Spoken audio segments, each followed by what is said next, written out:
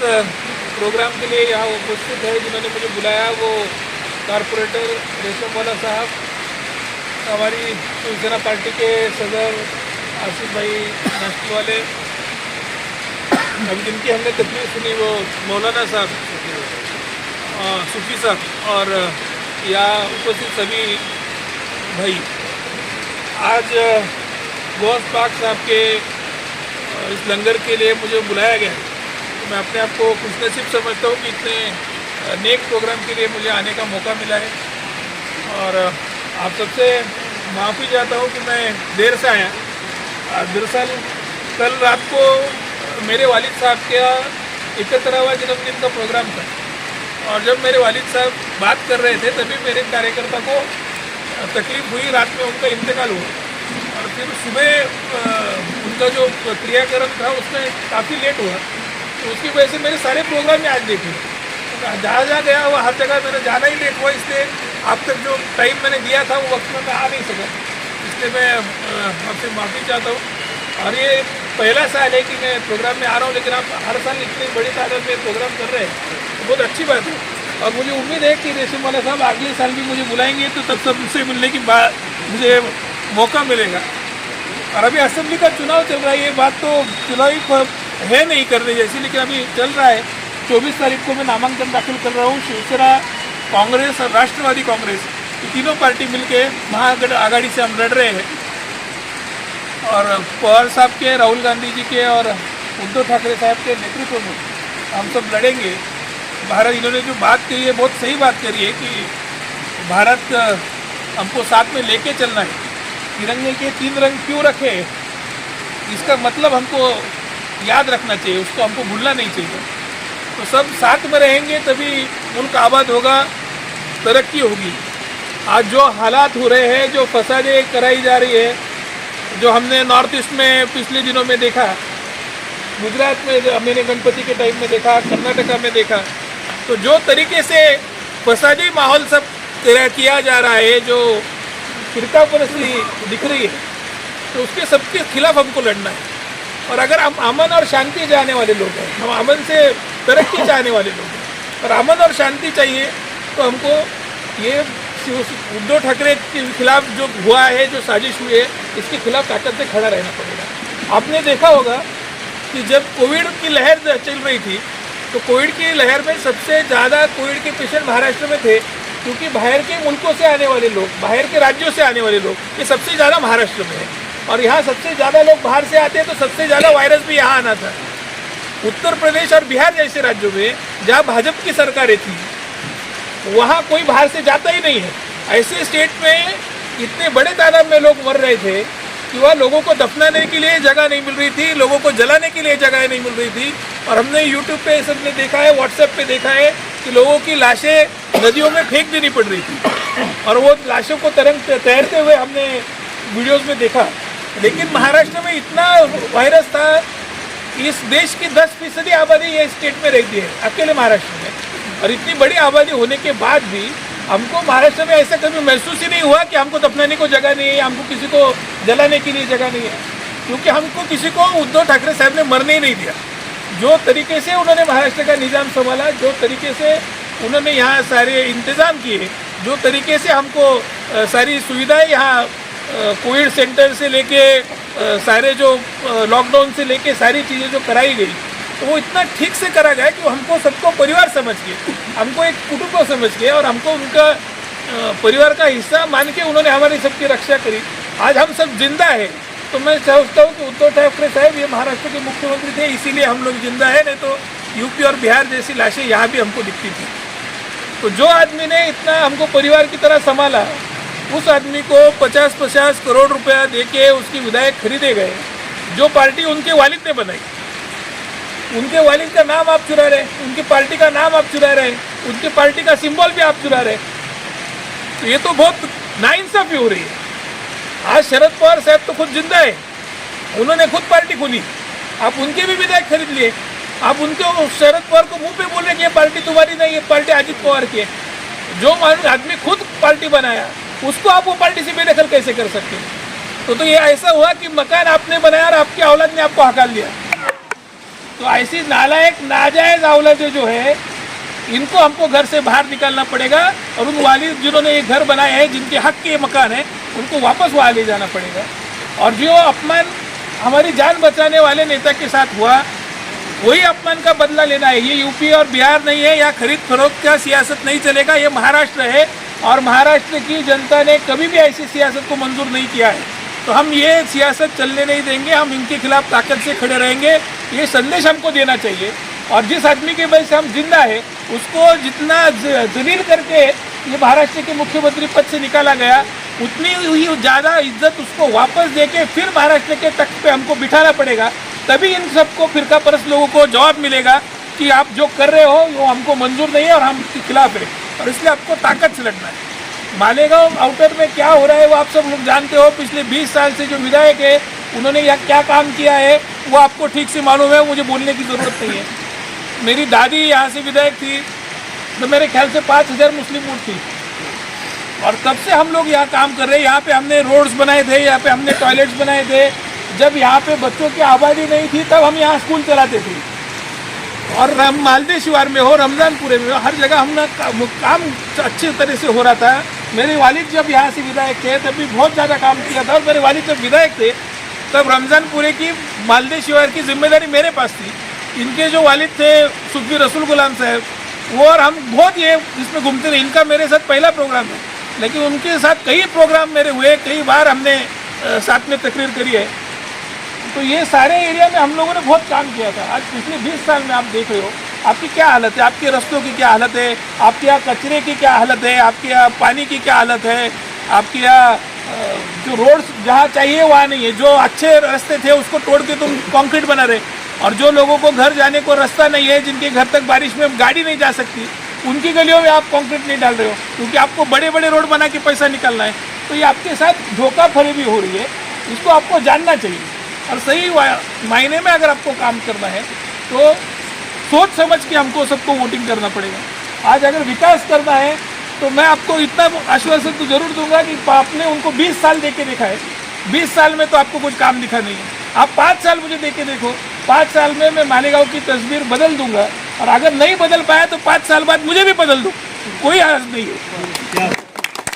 लेकिन आपको काम दिखाना जरूरी है और वो काम हम दिखा सकते हैं। आपकी जो बुनियादी ज़रूरत है, और मैं नहीं सोचता कि रमज़ानपुरे में कोई बड़ा काम करने की ज़रूरत है। यहाँ लोगों को रास्ते चाहिए, यहाँ लोगों को टॉयलेट चाहिए, यहाँ लोगों को ड्रेनेज चाहिए, यहाँ लोगों को पीने का पानी चाहिए, यहाँ पे अच्छा तुमको पढ़ाई मिल सके उसके लिए आपको एजुकेशन की सुविधाएं चाहिए, और यहाँ के बच्चों को अच्छा रोज़गार मिल सके उसके लिए उनके हाथ को काम चाहिए। इतने 4-5 मसाइलों पे अगर हम काम करें तो मुझे लगता है कि ये काफ़ी हो जाएगा और उतना तो 5 साल में हम कर ही सकते हैं। आज जो हिसाब से भ्रष्टाचार यहाँ चल रहा है, जो परिस्थिति से सारे मालेगांव को लूटा जा रहा है, उतना पैसा अगर सही ढंग से खर्चा हो तो बहुत काम हो सकता है। आज अभी रास्ते में मैं आते हुए देख रहा था, इतना सारा कूड़ा पड़ा है, कचरा पड़ा है। तो आपको मालूम है हम कचरे के लिए कितना पैसा खर्चा करें? 25 करोड़ रुपया सिर्फ ये कचरा उठाने का हम दे रहे हैं। और 25 करोड़ रुपया अगर कचरा उठाने का दे रहे हैं तो कचरा उठाने को यहाँ गाड़ी आती हुई देखिए आपने कभी? तो आपकी कचरे की गाड़ी किधर गई? कचरे की गाड़ी भी मंत्री खा गया। अब ये कचरा खाने वाला मंत्री है तो इससे आप क्या उम्मीद करते हैं? तो इससे तो उम्मीद है नहीं, और उम्मीद होती भी तो 20 साल में कुछ ना कुछ यहाँ मुकामी काम दिखता जो आज तक दिख नहीं पाया। तो हमें सोच समझ के लोगों में अवेयरनेस फैला के जाना है। आप सब लोगों को मेरी गुजारिश है कि जो कुछ सर्वे हमारी पार्टी ने किए हैं वो सर्वे में ऐसा आ रहा है कि मेरा नाम लोगों तक जा चुका है, मेरा पार्टी लोगों तक जा चुकी है। लेकिन आज भी बहुत सारे लोग हैं उनको ऐसा लगता है कि शिवसेना का जो चिन्ह है वो तीर कमान है। तो हमारा तीर कमान था वो अभी हमारे पास है नहीं, हमारा चिन्ह जो है वो मशाल है। तो ये लोगों तक जाना चाहिए कि हमारा चिन्ह बदल चुका है। तो अपना पार्टी समझ के लोग दूसरी पार्टी को वोट दे देंगे तो उसमें बहुत गड़बड़ हो जाएगी। बहुत सारे क्षेत्रों में पार्लियामेंट के चुनाव में शिवसेना का कैंडिडेट था तो लोगों को पता है कि वहाँ मशाल है, लेकिन हमारे यहाँ कांग्रेस का उम्मीदवार था, यहाँ के लोगों ने पंजे को वोट दिया है तो लोगों तक हमारा निशान नहीं पहुँचा है। तो सबसे ज़रूरी काम ये होगा, लोग वोट अपने को देंगे, हमको सिर्फ लोगों को बाहर निकालना पड़ेगा और लोगों तक हमारा निशान पहुँचे कैसा, इस जरिए से काम करना पड़ेगा। बाकी की जो सारी सियासी बातें हो तो आज मैं करना नहीं चाहता। जब चुनाव का यहाँ अपन रैली करेंगे तो सारी वह बातों पे हम आएंगे और बहुत सारे मुद्दे हैं जिसमें बोलने ज़रूरी है। जो आपको लूटा जा रहा है, जो मालेगांव कॉरपोरेशन के साथ हो रहा है। मैं हाजी साहब ने नेशनल कंपाउंड में प्रोग्राम दिया था तो बहुत सारी चीज़ें उसमें बोला था और आगे भी आपके पास बोलूँगा। लेकिन मेरा मालेगांव शहर से जो कनेक्शन है वो पीढ़ी दर पीढ़ी से है। कई सालों से हम ये शहर से नाता रखते हैं। मेरे जो परदादा थे उनका हमेशा सेंट्रल टॉकीज जो है वह क्लब होता था, वहाँ बैठते थे और वहाँ से सारे मालेगांव की सियासत चलती थी। और जितने भी विधायक यहाँ से हुए वो सारे मेरे परिवार से बिगड़े थे। हमने आपके साबिर सत्तार साहब को विधायक बनाया, उसके बाद हारून अंसारी साहब को बनाया, उसके बाद आयशा आपा को बनाया, उसके बाद निहाल अहमद साहब के साथ हम लोग रहे। और निहाल अहमद साहब का भी परिवार जैसे हमारा परिवार है वैसे ही वो हमारा परिवार जैसे हम साथ में रहे। इतना जुड़ाव हमारा हमेशा उनके परिवार से रहा है और आज भी उनके परिवार से उतने ही निजी ताल्लुकात मेरे हैं। शेख रशीद साहब विधायक बने तो बहुत सारा काम प्रसन्न दादा और शेख रशीद साहब साथ में मिलकर फंड जमा के हमने किए। आज विधायकों को जितना पैसा होता था, मेरे वालिद विधायक थे तो हमारे पास उतना पैसा नहीं आता था, 2 करोड़ रुपये साल का आता था। तो आपका ब्याने का ब्रिज बनाना था, ब्याने का ब्रिज बनाने के लिए पैसा गवर्नमेंट से नहीं था तो आधा पैसा शेख रशीद साहब के फंड से मैं लिया, आधा पैसा प्रसन्न दादा के फंड से लिया और दोनों का पैसा मिला कि वो ब्याने का जो ब्रिज बना वो हम बना पाए थे। तो इतना सबके साथ मिल के हमने काम किया है। आज आसिफ भाई भी जो काम कर रहे हैं उनसे भी मेरा बहुत अच्छा ताल्लुकात है, उनके साथ भी हमने काम किया है।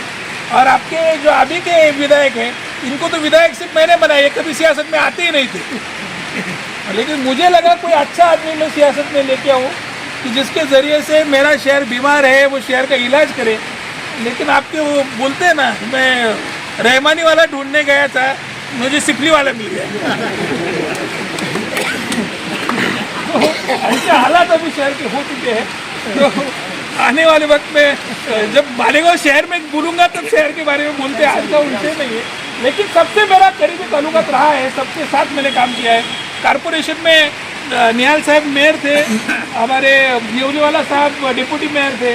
तो येवलीवाला साहब के कैबिन में बैठ के मैं सब कामकाज करता था। मैंने मेरी ज़िंदगी की कारोबारी की शुरुआत की थी तो किदवाई रोड से की थी। आज भी किदवाई रोड पे मेरी जगह है, अपना कॉलेज है, लेकिन कॉलेज के नीचे मैं मोबाइल की दुकान चलाता था। और तब से मेरा इस्लामपुरी में बैठता था। मैं जब भी इस्लामपुरी में बैठता था तो सारे मालेगांव के कारपोरेटर मेरे यहाँ आके ही बैठते थे और वहाँ से ही सारी कारपोरेशन की सियासत थी। तो मेरे दादा पर दादा से मेरा जो रिश्ता मालेगांव शहर से बना है, जो मुसलमानों से बना है, वो बरकरार है। हम चाहे कोई पार्टी के साथ रहे लेकिन हम फिरका परस्त नहीं है, हम जातिवादी लोग नहीं, हमने सबको साथ लेके काम किया है। और उद्धव ठाकरे साहब भी जो तरीके से काम करते हैं, हमारा पार्टी का हिंदुत्व है, हिंदुत्व के एजेंडा पे हम काम करते हैं, हिंदुत्व के लिए लड़ते हैं, लेकिन हमारा हिंदुत्व सबको लेके चलने वाला हिंदुत्व है। हमारे हिंदुत्व में चाहे मुसलमान हो, चाहे क्रिश्चियन हो, चाहे दलित हो, चाहे जैन हो, चाहे कोई मज़हब का आदमी हो, सिख हो, इन सब मज़हब के लोगों को साथ लेके चलने की जो हमारे पूर्वजों ने हमको सिखाया है वो हमारे हिंदुत्व में है। तो ये जो उद्धव ठाकरे साहब की आपने तकरीर सुनी होगी, वो हमेशा बोलते कि मेरा हिंदुत्व शेंडी जानने वाला हिंदुत्व नहीं है। हम लोग खुदा को मानते हैं, खुदा के ऊपर यकीन है, लेकिन हमारा अंधा यकीन नहीं है। हमारा खुदा के ऊपर सिर्फ यकीन है और हम यकीन से उनकी इबादत करते हैं। तो इसलिए खुदा ने इबादत करते हुए कभी किसी के साथ फ़र्क करने को हमको नहीं सिखाया है। तो जो हमको सिखाया गया वो रिवाज से हमको आगे चल के काम करना है। और इसलिए जब आप अभी मेरे से जुड़ रहे हो, जैसे जैसे हम साथ में काम करेंगे, आपके यहाँ आना होगा और यहाँ आप डेवलपमेंट देखोगे तो आपको यकीन होगा कि मैं आपको भरोसा दिलाऊंगा कि जो रमज़ानपुरा मेरी दादी ने बसाया है, जो रमज़ानपुरा मेरे वालिद ने आबाद किया है, उसको तो मैं ख़राब नहीं होने दूँगा, इतनी तो मेरी गारंटी है। इसलिए रमज़ानपुरे में अगर हमको सही ढंग से काम करना है या अच्छे तरीके से काम करना है तो आपको बदलाव करना होगा। और इसलिए शिवसेना पार्टी की जानिब से मैं आप सबको गुजारिश करता हूँ कि आने वाली 20 तारीख को जो वोटिंग है उसमें पूरी ताकत से आपको जो महाराष्ट्र में महाविकास आघाड़ी के उम्मीदवार रहेंगे उनके, चाहे वो कांग्रेस से हो, चाहे वो एनसीपी से हो, चाहे वो शिवसेना से हो, सबके साथ ताकत से खड़ा रह के हमको महाराष्ट्र का तख्त बदलना है, उद्धव ठाकरे साहब को फिर सत्ता में लाना है और हमारे जो सारे मसइलिया है उसको हल करना है। इसलिए 20 तारीख को अपना हर वोट ये सिर्फ मशाल को जाना चाहिए कि आप सबको गुजारिश करता हूँ। और 24 तारीख को मैं अपना नामांकन दाखिल करने जा रहा हूँ, तो उसमें आप सब लोग शरीफ हो, उसकी दावत आज ही आपको देता हूँ। ऑफिशियली हमारे सब लोग जो है वो आपको बुलाएंगे, लेकिन फिर मैं यहाँ आया हूँ तो मेरा फ़र्ज समझता हूँ कि आपको दावत दूँ और आप सब बड़ी तादाद में आएंगे।